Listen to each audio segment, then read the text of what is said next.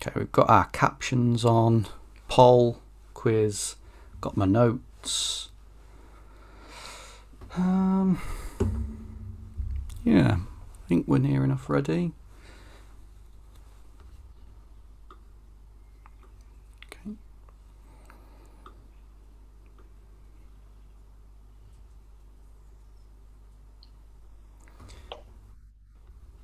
Okay, here we go.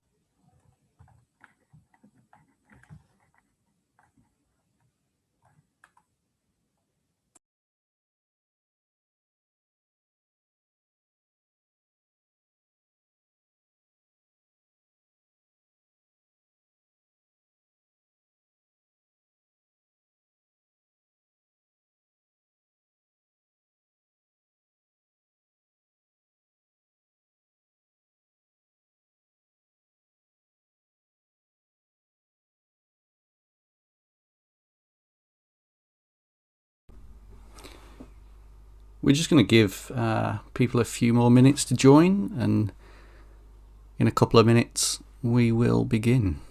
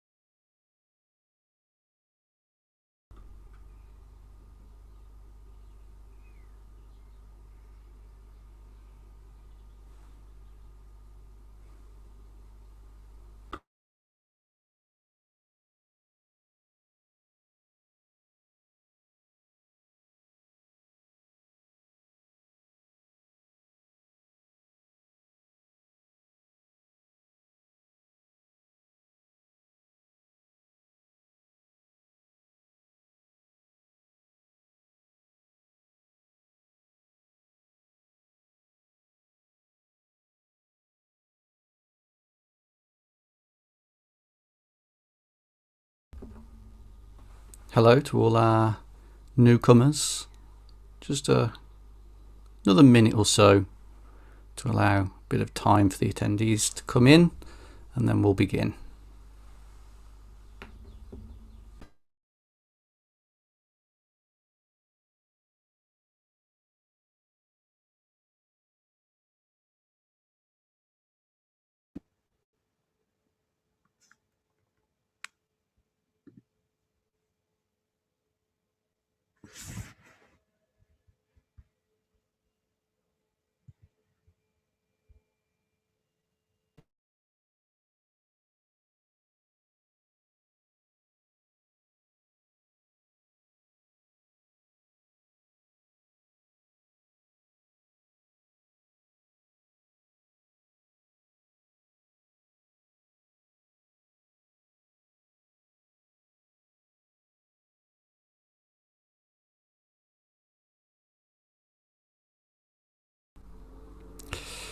Okay, let's get started.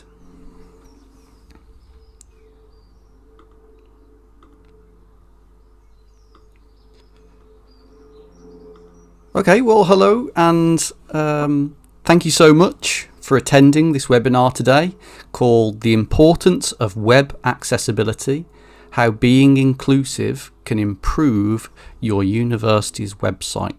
Brought to you by Smile and in association with our friends at Siteimprove. We have some really knowledgeable and talented speakers today. With accessibility as something of a hot topic, I think it's really important that we're able to share our collective knowledge and empower one another to create a more inclusive internet.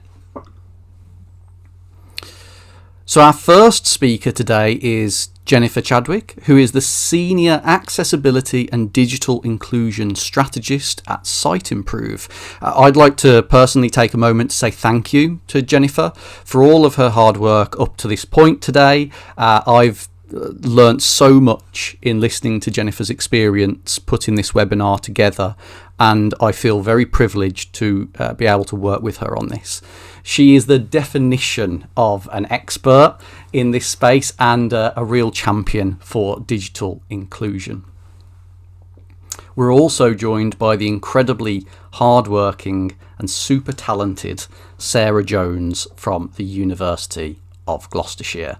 I've been working with Sarah very closely over the last 18 months on the brand new gloss.ac.uk flagship website, and Sarah has been championing accessibility throughout that process. I've invited Sarah to this panel today because I think that she brings practical examples, a very valuable insight from the university perspective that I'm sure a lot of people in the audience will identify with today.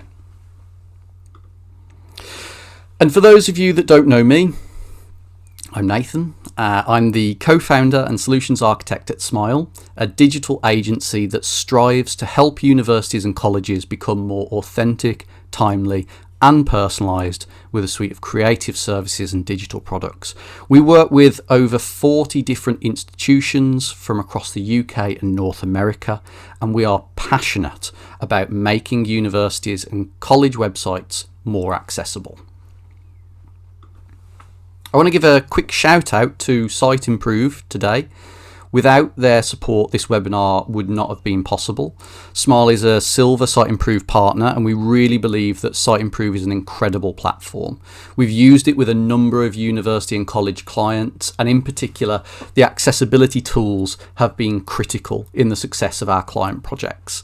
The platform is much bigger, admittedly, than just accessibility, and all of those other bits are just as fantastic. But as far as tooling goes, this is easily one of the best for accessibility, and I really identify with how Siteimprove approaches accessibility reporting in the way that it kind of leads digital teams through the process to create more accessible sites. So if you are looking at tooling, you should definitely go and check Siteimprove out.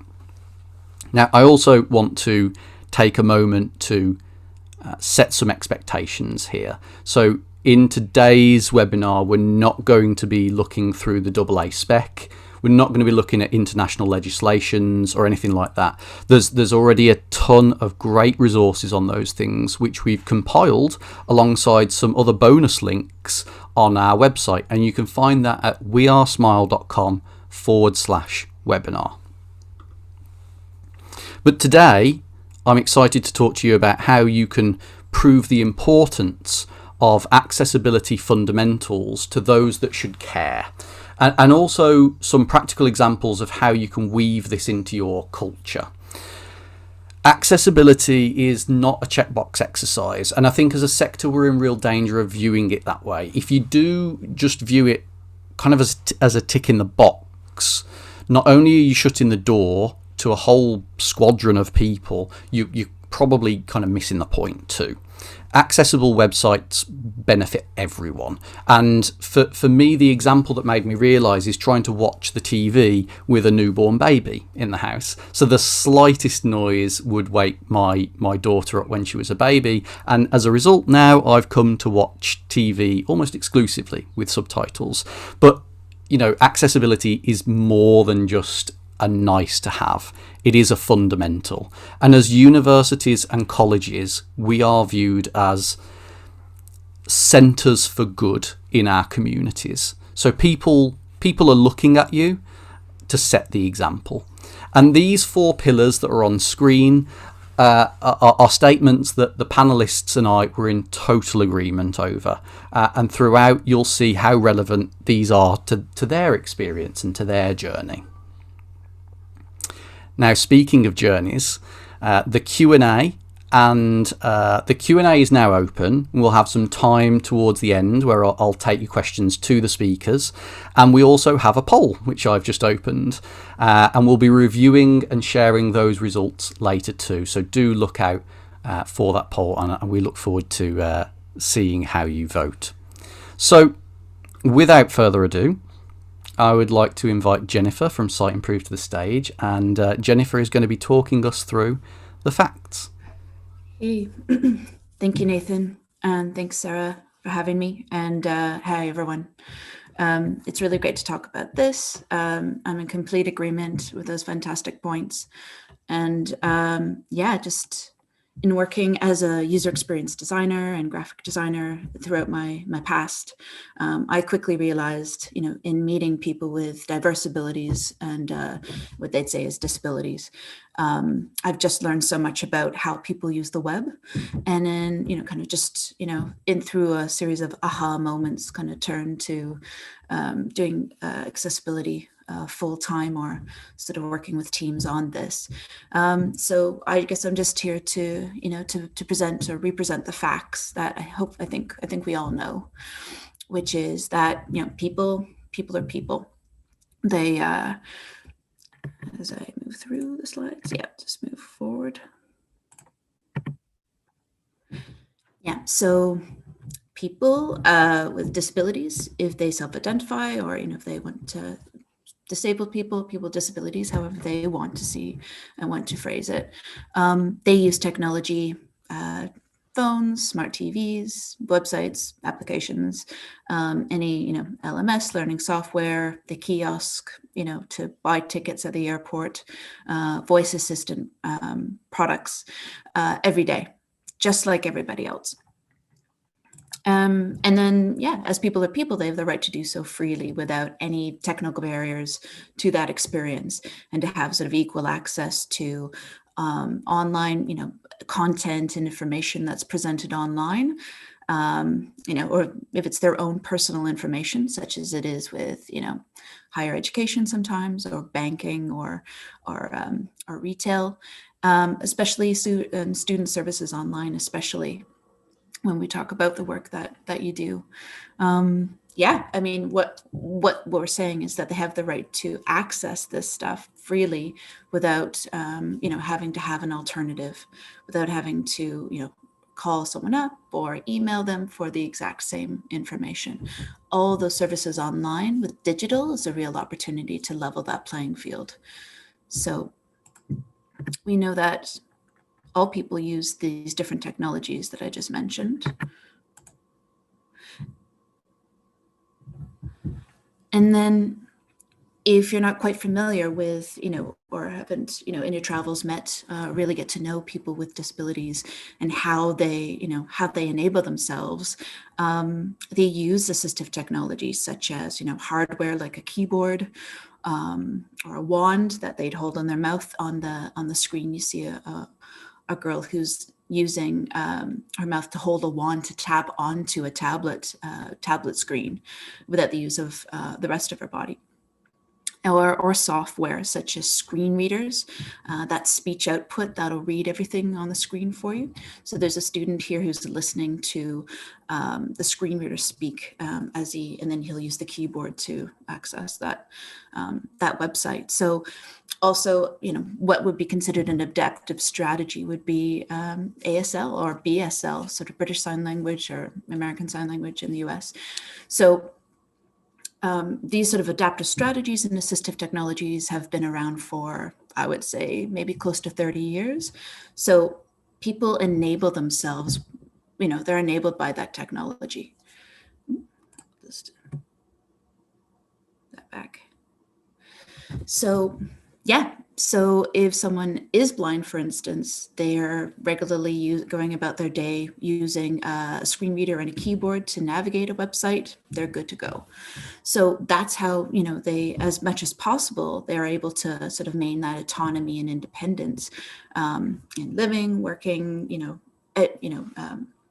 learning, studying, buying things online, that kind of thing. So what we're saying is that if your digital properties are inaccessible to or incompatible with these assistive technologies or adaptive strategies, you're the one causing the barrier.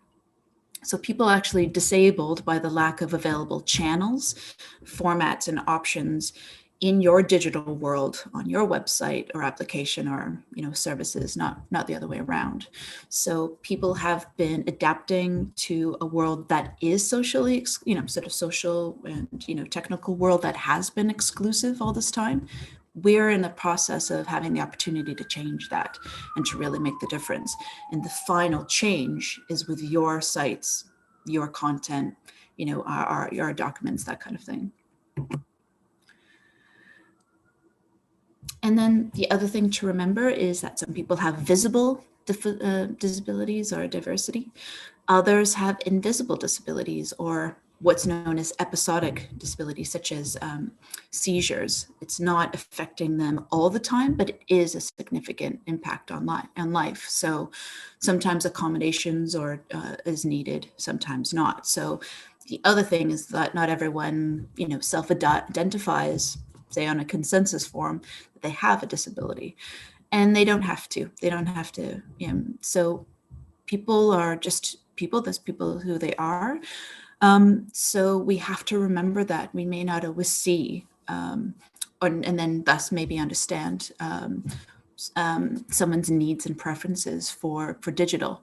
The other thing is that populations are aging, and obviously people are gonna, as we get older, as the body sort of goes into more deficits and difficulties, people will continue to need what we call an inclusive design, right? Sort of just clear, simple layouts of websites, documents, clear and effective language, communication, interactions, make things simple so it could be sort of easily understood.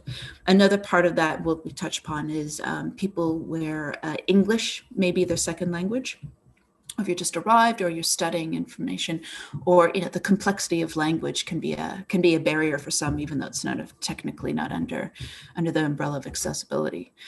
The other thing to remember is that cognitive disabilities, or diverse neurodiversity, neuro abilities such as dyslexia, autism, ADHD, and dyspraxia are kind of being recognized in students or children as they move into life and move into stages of life of work, study, and just going into in the various pleasures of life.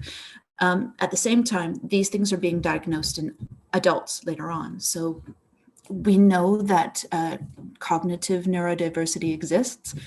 Again, as people, the digital gatekeepers, we have the opportunity to really include everyone and make things easy and easy to understand and to focus on. So online learning really allows for that flexibility of different models. That's what's so wonderful about higher education and university life. And then, sort of as a final fact. So as I say, as apart from supporting the rights, needs, and diverse abilities of people across the UK and in the world in general, accessibility and inclusion in society is just the right of all people. And it's also the true way to achieve good service, good education, good business, and kind of the only acceptable standard of living as we move forward. For me, having worked as a user experience designer wasn't really worth my salt as a designer of experiences for web and for digital, unless I fully included everyone that I know exists in the world to make it better for them and truly, stop those barriers and actually, stop excluding people from what they're rightfully out. So inclusive design to me is kind of the next technological innovation, especially in education. And it's also just in general an investment in the future of people and the future in a better society overall. Big speech, but it's true. And I think when I talk to teams that I work with, and I'm really excited to sort of understand a little bit more about how Sarah works as well. but I just want to say as well, I mean, this is an incredible opportunity that you have to become leaders in that innovation. So moving from institutions that cause those barriers to sort of, as I said, future ready leaders in technological innovation, inclusion, and every, in the digital world, hopefully in the built environment as well, and diversity in education, learning models, and opportunities. A fear of non-compliance, or sort of an uncertainty about what laws are about, what actually people need. I have no, I've never met a blind person. I've never met someone who's deaf. I've never, I don't know what they need. I don't know how they use the services or how they use the web. Going from that sort of fear of non-compliance with laws or WCAG, and uncertainty about what people need, to a positive, people-centric institution where you do learn those things. You kind of gain empathy and really understand what people need, and then you're kind of equipped and skilled with, within your role to make those sort of tiny micro changes to your process in order to, make a document accessible, for instance, and make a huge difference to someone. And then you just keep going. You're being proactive instead of reactive, where you get into, you're not causing barriers. You're actually trying to prevent them and remove them as best you can as you move forward. And that's all you can do. You can just do your best. And then finally, feeling overwhelmed. This is something you may not have considered before. It's not something you've had in your practices or processes before. So allowing changes to take time. So as I say, this is an exciting opportunity to, now have people fully included in your digital, in the digital space. So start today and just keep going. And it's true. It really is true. It can take up to 2 to 4 years for an institution like a university or a corporation, big or small, to adopt and implement full change. So there we have one thing that I keep in my back pocket, and I always sort of, when I discuss, inclusive design, this really is kind of this definition is from the Inclusive Design Research Center. Proudly, I've been able to work with them living in Toronto. They've been around for about 25 to 30 years. So inclusive design as a concept is not new. They've just worked globally to try to help people understand it. So inclusive design is an approach to user experience design, content writing, visual design, user experience design, development for all digital properties that takes into consideration not only the needs of people, meaning be able to understand the content, but their preferences as well. I prefer to have this format, or I prefer to read a website this way. So the consideration of the preferences, needs, and abilities of all users is part of the original design. So this is just sort of a statement, a commit to say, I'm not going to have accessibility as an afterthought. I'm not just going to throw it on the developer or the quality assurance tester at the end. We're thinking about, not just one type of person, but maybe, close to 5 different disability types.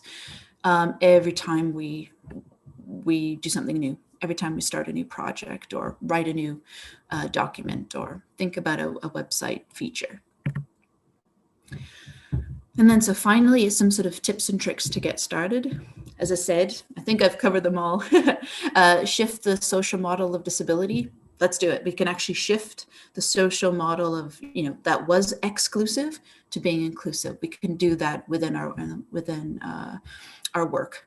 And then number 2 is think about everyone when we're writing and designing experiences. I mentioned language. Don't forget about language. Plain, concise, clear language. I think there's some sort of reading level in Canada. We call it grade 6, which would probably be sort of mid-senior school.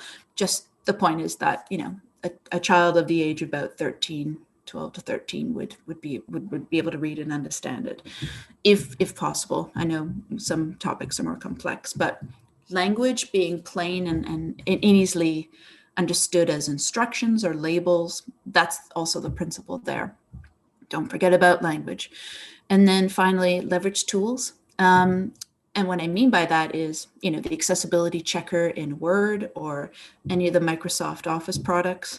Adobe has their accessibility checker in for PDFs, PowerPoint, things like that. There are little sort of tools everywhere. And then, of course, SiteImprove, our big thing is to have a platform where you manage all your tasks. We will flag accessibility issues for you, help, you know, tell you how to fix them, give you that education as you go along, day in and day out, which is why I love it. And then number 5 is learn from people. So people with disabilities often, they'd love to hear from you and have them sort of explain or, you know, help guide you in what they need. Don't be afraid to ask. If you can get people with disabilities to practice some co-design, or actually, I'll just move forward to show you.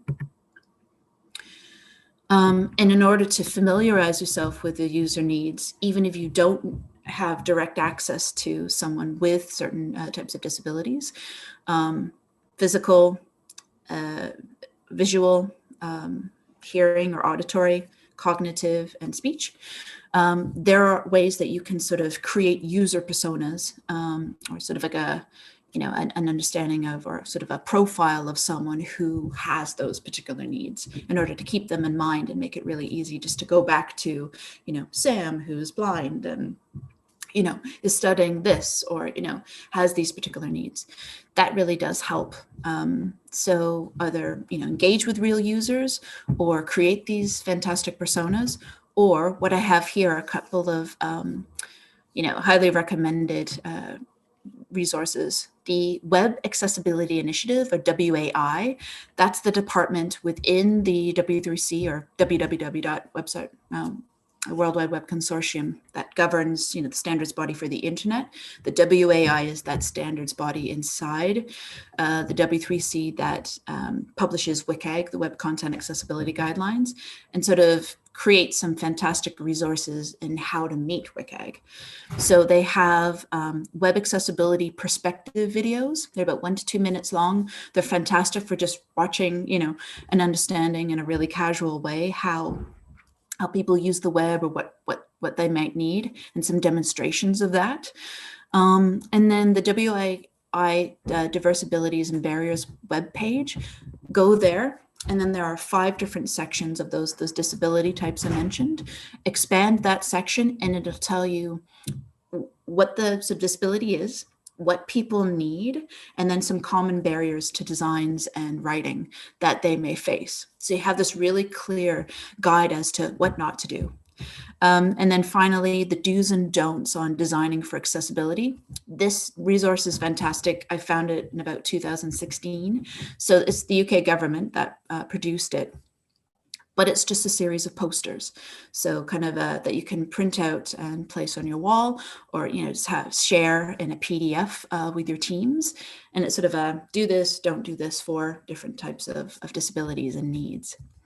So yeah, without further ado, Sarah, maybe I'll hand it to you to talk about your work at the university. Thanks, Jennifer. And thank you, Nathan, for your kind introduction. Hi, everyone. And Jennifer, I can totally relate to that simple language tip that you gave. So I've got a background working on private sector websites. So for me, learning the HE jargon was certainly an obstacle that I had to overcome myself. And I think, you know, learning to put yourself in the user's shoes is really vital to becoming better with accessibility. And those resources that Jennifer's just mentioned are really great. So do have a look at those, and a reminder that the links are on Nathan's webpage as well for you to refer to afterwards. And this sort of first-hand experience of watching different types of users use technology is something I was lucky enough to experience early on in my career when I worked for the assistive technology company Dolphin Computer Access. And I would say that testing and researching with real users is really really important and gives you a great deal of insight, and motivates you massively. So good example for those of you who've looked at our poll question 1. If we'd tested that with real users, we would have quickly realized that we missed out an option for responding to that. So apologies, and thank you for giving us a real world example. So University of Gloucestershire is where I work now. I manage the digital team there, and we kicked off our website project just over 2 years ago now. It's fair to say it was largely a technical project for us, focused on replatforming our website from SharePoint, as we're really falling behind in terms of innovation and being fit for purpose. So the goal for us was to move to something more future-proof and easy to maintain. And in order to better serve the needs of our users, obviously that was a big goal too, and a big part of it. And it presents a big opportunity. When you're building something like this from scratch, of course, you've got opportunities to improve your user journey from a variety of angles. So whether that be the content, the journey flow, the design, and of course, the accessibility of the content that you produce. As you might guess, we opted to work with Smile, and that's why I'm here talking to you guys today. So thank you, Nathan, for the invite. Accessibility was a concern area, I'd say, for us, and a personal goal for me, being an area of interest. So I'm happy to say that the project's already been delivering on that since we launched last month. So ultimately, we all like choice, and being inclusive with your design and your product gives more people more choices. We've been on a bit of a journey with this project, and I'd like to share some of our learnings with you. Hopefully there'll be some tips or tricks that might help you with your work too. Is our website perfect? No, but we're really pleased we're in better shape than we were, and even in better shape than some of our peers. And the important thing is that we're now set up with the tools and insights to continually improve what we're doing.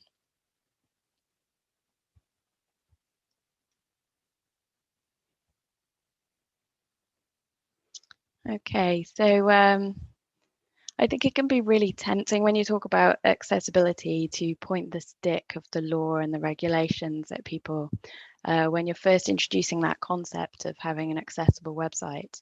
But for me, this feels a bit heavy-handed, and it might work with some types of people, but I much prefer to talk about usability for all, and in that way use it as a bit of a carrot. As Jennifer and Nathan both alluded, accessible websites have so many benefits, not just to our users, but also to us as digital content producers. Once you've built empathy in your institution as well, each way, the buy-in is far greater, and the motivation sort of grows much more naturally, which is helpful. When I talk to people at the University of Gloucestershire, I also like to give relatable examples. So as users of the internet themselves, they'll be able to empathize much easier. And as indicated by this punny slide and the carrot sticks, hopefully you got that pun, I do love food. So one of my favorite examples to give people is maybe when they visit a restaurant website. Might actually be more relatable in recent times, so that's useful. But maybe you've done that and you've clicked on the link that says menu in the navigation, and then your heart sinks a bit because the menu's a PDF and it's got lots of pages. You have to pinch and zoom and scroll around just to find stuff. It feels like a nuisance, and compared to a well-designed, responsive web page, it's not really the best format for anybody, let alone somebody who might be using assistive technology to gather the information that they want. So my other sort of tip here is when you're talking to people who are creating content to go online, don't just land them with the problem. Talk about solutions. It's really likely outside of your team that they're not technical people, so they won't think about alternates quickly or readily like we might. So another example really that I can think of is uploading video content onto YouTube. Even if the end goal is not to host them or have them access there, it's a really useful shortcut for people to doing video transcriptions. So it automatically will do a lot of that work for you, and then you've just got a much shorter job correcting it. In most cases, people are delighted with that as a solution because it takes away a lot of the pain from doing it manually. And then having that content on the page with their video, wherever that does end up, helps their content to be found on search, whether that's on site or on Google. So it's often, you know, you're killing more than one bird with a stone. Often people are really familiar already with the bigger items or well-known things like putting captions on videos or definitely alt tags on images. Everybody seems to know about that and cites it when you talk about accessibility, which is great. But I think it's the slightly more sort of hidden stuff, maybe stuff that is in the code. It's harder for people around your university to understand. And it's also harder for teams like the web team to monitor. So hierarchy and headings throughout a page, making sure link text makes sense out of context, even just front loading a sentence to make it quicker for readers to skim through. These are the things that are less known and less easy to monitor. And on very large websites, like at the websites we all work on, when you're moving over huge volumes of content, as we have done pre-launch, this is where a tool can really help you and create efficiency and find a lot of those issues that you would otherwise miss or would take you a lifetime to find. I would say it's almost impossible to audit a website.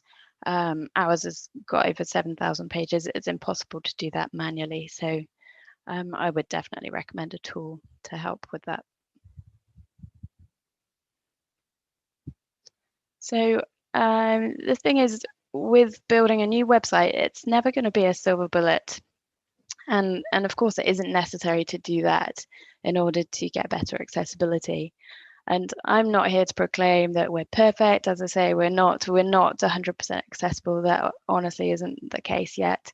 And sort of seeking perfection, especially pre-launch, is not realistic or good for morale. But the important thing is to embed accessibility in your processes and make sure it's always going to be considered and part of the picture in a digital project as early as possible. So I think it's a good strategy to embed it from the start. So for us, things like creating an accessible color palette for our brand colors really highlights it in a visual way to colleagues. We've actually got a Google spreadsheet with all of our brand colors on it. It's like got a foreground, background axes, and it shows when the color combinations pass contrast checks or not. And our creative team within the marketing department weren't always good at remembering what good contrast looked like. So having created this as a resource for them has been really, really valuable for them. And they're really good now at using that. They've really embraced it. And I hardly ever have to speak to them now about anything to do with color contrast because it's built into their thinking. And they refer to that at the beginning whenever they're starting to create a new asset. This stuff takes time though. I joined the university just over 2 years ago for this project, and this is still quite new to a lot of people outside of my digital team and outside the wider marketing department. And even now I'm asked by people, when's the deadline for accessible documents? And obviously I have to tell them actually passed by in 2018. So this, you know, it is going to take time to embed it in your culture. One of the biggest hurdles for us, I think, is the accessibility of hosted documents. We had over 1,500 documents on our old website, and while some of them aren't needed anymore and were obviously able to be deleted, there was still a massive range of information held in non-HTML format. There are things like forms, flyers, maps, even the prospectus for our 2021 starters. And what we did to tackle that, we started with a massive spreadsheet of all of those documents. And we sent out a series of communications to the document owners identified for each doc during the very, very, very early stages of our project, telling them about the regulations, talking about the options, and asking them for their feedback and how they'd like to tackle it going forward. It is hard to imagine that this was still new for a lot of people, because we're so embedded, aren't we, as web people, in the regulations. So we've actually updated one of our processes now off the back of this work. So when people approach the website team to update content or add content online, we have a work request form, and now we've added a new question in there. So before somebody can upload a document for us to add, it asks them a question about the accessibility, and they have to then confirm to us that they've either tested the document and it's accessible, or they're happy for us to present it in a different format online. And not only does this serve as a prompt for them to go and do that test, but it saves a lot of work for us as a digital team and going back and forth. Previously, we would reply by email and say, oh, you do know that this needs to be accessible, have you tested it, that kind of thing. So it's saved a lot of work in both directions. I want to tell you as well now about another great example and a happy ending here. So the placements team for our health students creates a large amount of PDF documents for us to host online. They're not necessarily marketing focused or for recruitment, but we have to host them here on the marketing website for ease of access. So when students or their external mentors are working offsite, they need to be able to get hold of this stuff. And to be honest, when I spoke to the members of staff involved internally, it was a difficult conversation. People are busy, they're working to short deadlines, and they don't really like to change how they've done things in the past. They're used to their processes, and they need a really big reason to change that. So at first there was definitely resistance, and the person that I was talking to was even speaking about, okay, well, I'll build another website of my own to avoid the regulations. It won't be a university website. And clearly that wasn't the best solution for everybody. I think as well, often people we talk to might not have a lot of contact with the typical accessibility target, that user group. So I think it's really useful to explore how all users might need to access the content and how making it accessible has knock-on benefits for everybody and helps everybody to access the information. And things like Nathan's example of using the subtitles to watch TV, you know, that's a really good example of where accessibility solutions are used by more than just that audience. I think it's obviously really important to empathise with your colleagues and the challenges that they've got, as well as the challenges of our users, and work with them, not against them. So the guy I was speaking to in this case, one of his objections to having the docs converted into HTML pages was that his users often choose to print out these user guides so that they can look at them alongside their computer screen while they're using a third-party website. So these are like instructional documents and guides.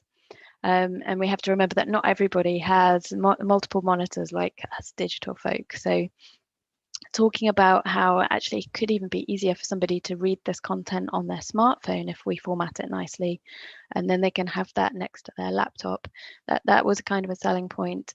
But the big win for me that was we actually invested some of our website project fund into some additional work on print-friendly style sheets. So we really had made sure that these pages would be able to be printed nicely and come out in a format that works on paper as well.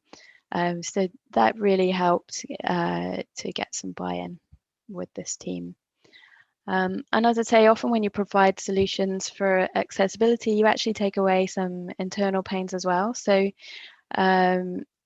what's happened here, the member of staff I spoke to had actually already used WordPress before. So I was able to give them a login and show them how they could create their own guides online. And that was a really great solution for them. They're able to keep the content updated themselves, and then they don't have to rework the content in Word when it's changed, convert it to PDF, contact somebody in the digital team to upload it and replace it and make sure the links aren't broken.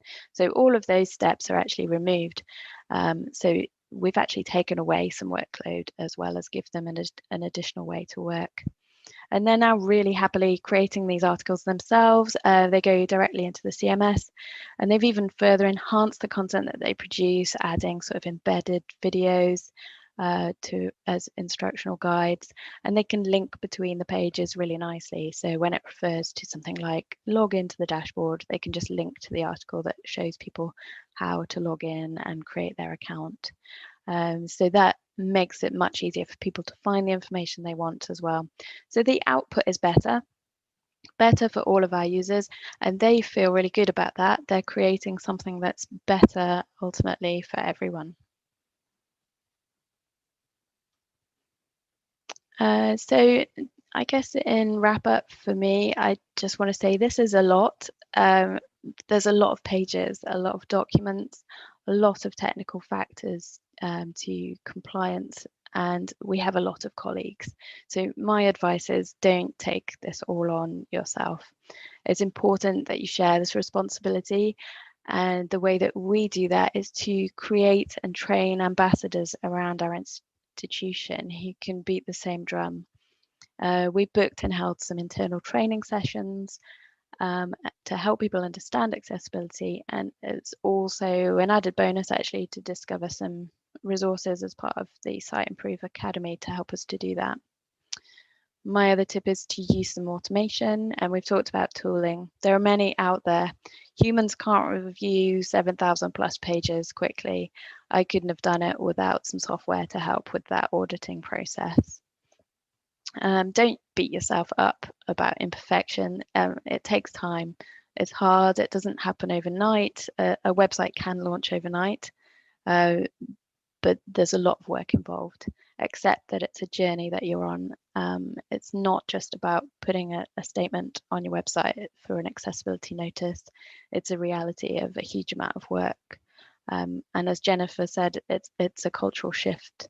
And it takes an element of trust too. For me, I can be a bit of a control freak, but you have to let people go, empower them, give them the tools and the advice that they need to do the work, and take responsibility for it, or it can become really overwhelming. Don't be afraid to challenge content that doesn't meet the standards. We on our new website have some workflows in place, and that enables the experts in the digital team to review the content and check it prior to publish. People, when I speak to them about this, really like this as backup. They don't like the fact that they could publish content and it might not be accessible. So reassuring them that that step is in place and we've got their back has been really useful. And also consider when you're talking to other ambassadors, think about the other outputs that you've got that are digital that might not fall within your team's responsibility. So things like your social media posts, videos that are going out on various different platforms, job adverts even, surveys that are run by different teams. This is why it's really important to create ambassadors in other departments, because you may only have control over the core website, and I think if you're doing a good job there and there's a mismatch in other areas of your communications, then that's not going to look good. And so finally, we've got a roadmap of work that's still to be done. Like we say, it's a journey. We've made it visible so people, when they look at our accessibility statement, know that we're still working on things and point out the areas that they may have issues with, manage those expectations. I think that earns trust and goodwill.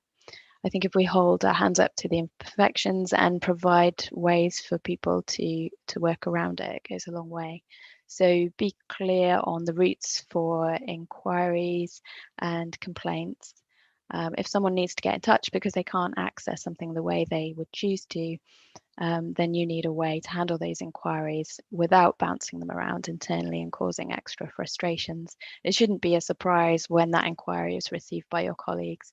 And one of the things that we're going to do is make a link directly on the accessibility notice so that people can get in touch, and that will get routed in a more automated way. I hope some of that has been useful for you guys. I'm going to hand back to Nathan now, and we'd love to hear some of your experiences and questions. Thank you.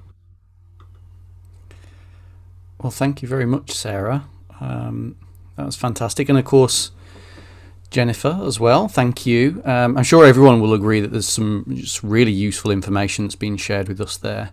I'd like to take the next couple of minutes actually to throw some questions at you, and we've had a couple of questions come in from our audience as well, so I'd like to go through some of those. Before we do, I will share the poll results with everybody. So last chance to get your poll votes in, going once, going twice. Okay, let's get those shared. So some really interesting stuff that comes through on the poll actually. So question number 1, have you ever tried to navigate a website using a keyboard only? And as Sarah said, we kind of missed a bit of a crucial thing here on that, but most people have seen that done before, which is great. We've also got what's our next question here? So we've got, have you seen or heard how a screen reader navigates a website? Most people, it's not quite been built into everybody's testing process yet, but actually more than I expected on that. 40% of people saying that it's already built into their process, which is really great. The effort of what a great statistic this one. The effort of creating an accessible web delivers proportionate value. 100% agree. Phew, good. That's excellent. How widely is the vision of accessibility shared and understood in your institution by some? And I think this is, there's a question from a member in our audience actually that kind of alludes to some more around this, which I think is interesting. And thankfully, most people say that they are well on their way to accessibility nirvana. There, which is really nice. There's actually a couple of questions for the panelists directly, so I think what I'm going to do is I'm going to go straight to those actually, if that's all right. So the Carl Turner has asked, Sarah, could Sarah say a bit more about the work she had to do with senior leadership at the university to get their support and funding for working in an accessible way? Now, I want to also add in a second question here, which is from Chris Sherwood, who says, I work as a UX designer / accessibility specialist for a university across multiple projects and am seeking buy-in to get more resources. Jennifer made some excellent points. I am pushing a user-led design and accessibility best practices, but it's just me and clearly need more dedicated resources. Any tips on making a case or getting it heard by senior management? So I think the question here is around how do we fight for the case of accessible and inclusive design to senior management? Sarah, would you like to take the reins on that to begin with? Yeah, sure. I'll start actually by saying I was pretty lucky actually, and I think maybe it almost was easier with people at the top because they're less. It's not them that you're creating some of the work for. So the buy-in for me was pretty good at the top. But I think you're likely to meet resistance where it impacts somebody's workload, is my experience anyway. And I think what my experience has been is if you can show people some users and some example cases of problems, you'll get buy-in more easily. So when I've played videos of user testing sessions to developers as an example, that's really powerful in getting some buy-in, I think. And like Jennifer says, you don't necessarily have to spend a fortune to do that. There's likely people around your organization that could help you. And those resources that Jennifer mentioned as well are really useful for showing people real life examples. I don't know, Jennifer, if you've anything to add. Yeah, no, Sarah, that's fantastic. I completely agree that the impact of, people being sat down and saying, take a look at, this user's experience is so powerful.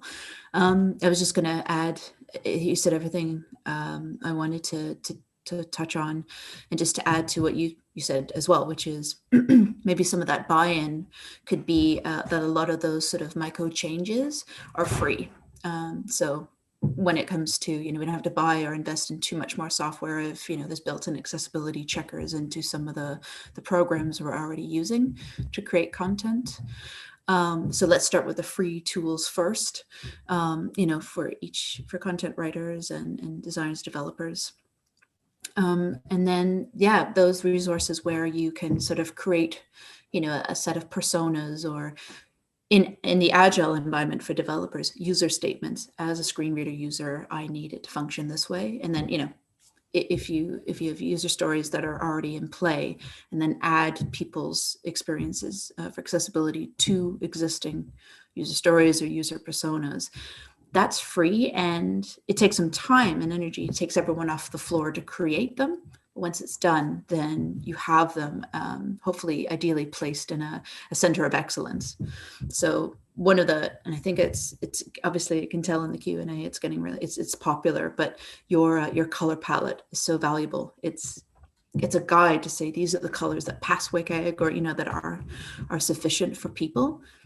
Just post that for everyone. So Yeah, it stops the siloing. It stops the, I didn't know that, it stops apathy. So Chris, I loved what you wrote. That's amazing that you've got sort of a UX or inclusive design led process that you want to implement. Maybe the best thing to say at the moment is that here are some free resources. Let's have a shut down production for half a day to do a co-design session, ideally with real people, which would be a little bit more time consuming and maybe a bit expensive, because people should be paid for their time. But if not, let's look at, I've done this with teams before, which is, let's take a look at all your digital properties, your designs, and maybe we'll walk through them and say, are we causing barriers still with the way the page is laid out, or the way it's written, or the way the functionality works? And then, walk through maybe we don't want to pigeonhole people, but maybe walk five disability types through those designs, and then, identify those issues. And then we have a list of things to fix. But having free, easily accessible to everyone guides and things in a consolidated center points everyone in the right direction, I find. Yeah, I was going to say as well, actually, that you don't have to spend a lot of money to make some important changes. And I was also going to add, when we talk about color contrast, be really careful. If you're using design and digital agencies, they'll talk about being really great at a lot of things, and the number of times that I've worked with experts and they forget to check color contrast, it happens all the time. So you can check it yourself for free, and do that. I would never recommend just assuming that because you're working with an agency that say they're good at something that they'll do that. True. And there's kind of a really Absolutely. great question that's come in from Michael Gleason almost around that. So, as a certified nerd, I like to run all my tests on the command line and things like that. But I know that there's a number of other tools that people find really useful. Things like the Axe Chrome extension is always really useful. But Michael Gleason asks, can you all mention a few of your favourite authoring and testing tools? When it comes to Contrast Checker, there's a really good website that I use. It looks really nice and clean. So I'll share that with you, Nathan, and you can put the URL on the webinar page. My favorite is, so we are, we're closely related to DQ that has Axe. So Axe and DQ Insight Improve continuously work on. We have the same accessibility checks. So my favorite is the Siteimprove Chrome extension checker, which is free as well. But to that point, you can either test single pages with, the same rule set, whether you're using Siteimprove or Axe. Both are equally valid and equally reliable, the platform has built-in. We have a built-in color contrast checker as well. But if you're not into a platform overall or platform solution, there's Sarah, there's WebAIM, or there's other contrast checkers out there for sure. The one thing I really liked with Siteimprove that actually I think Sarah introduced me to, so we work with WordPress a lot, and the new Gloucestershire website is built on WordPress. And Siteimprove has a Siteimprove plugin, and it works really nicely. It adds a little tab, and you can check things. It works well with the extension and stuff, and it really complements other tools like Google Lighthouse, which is great for a kind of quick scan. But the Siteimprove tooling is honestly really good, because it gives you that such a site level overview and the benchmark against peers and stuff like that. It's really okay. Yeah, Great. There's a couple of user testing platforms that I've used as well, which work really well, both in recruiting people, but also doing some very small, cheap tests. So again, I'll share the URL with Nathan, and he can add that online for you. Yeah, I've got some free, again, so continuing on with the WAI free resources I mentioned before. They have Easy Checks, which is kind of a step-by-step guide to checking the most important stuff of WCAG. So I'll throw that in too. Cheers. Yeah, and for some really cheap ways to involve real users, just advertising around your university can be really, really cheap way of getting some testers in. And often people really like to help, especially if you give them a free sandwich or biscuit or something. Awesome. Brilliant. Thank you very much. Well, I am afraid that's all we have time for today. I hope that you've enjoyed this webinar from Smile in association with Siteimprove. I also hope that you'll agree that accessibility benefits everyone, but it is also everyone's responsibility. I hope that you can find new ways to approach and talk to people and learn more about the things that you can do to help. And most of all, I hope that you can use those pointers from Jennifer to start building your roadmap for your accessibility journey. It's a long road ahead, that whole 2 to 4 years thing. And I'm sure that you'll have some awkward conversations along the way. But that reminder that you are centres for good in the community. And if you can be truly inclusive, I'm hopeful that others will follow suit. So remember that accessibility is not a checkbox exercise, and that it really and truly can change lives. So thank you again. Do check out the resources on our website, and if you're not already, then subscribe to our mailing list for updates on more webinars from Smile, along with the recording for this webinar and the slides. We have a really great student marketing insight webinar coming up, and that's going to be an absolute blast. So on behalf of the panelists, Smile, Siteimprove and myself, thank you so much for attending, and have a great day. Thanks, guys. Thanks, everybody.